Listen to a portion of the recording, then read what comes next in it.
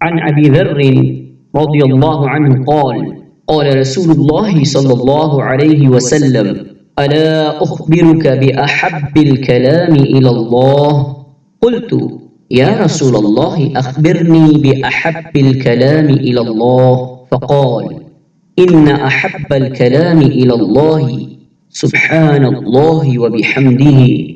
ابو ذر رضی اللہ عنہ سے روایت ہے، رسول اللہ صلی اللہ علیہ وسلم نے ارشاد فرمایا، میں تمہیں وہ کلمہ نہ بتاؤں جو اللہ تعالیٰ کو سب سے زیادہ محبوب ہے؟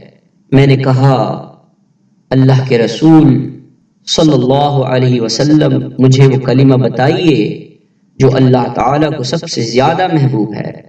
تو آپ صلی اللہ علیہ وسلم نے ارشاد فرمایا، اللہ تعالیٰ کو سب سے زیادہ محبوب کلمہ یہ ہے، یعنی سبحان اللہ وبحمدہ، اللہ پاک ہے اور وہ اپنی حمد کے ساتھ تمام کمزوریوں و عیوب سے منزہ ہے۔ صحیح مسلم 2731 اور 6926۔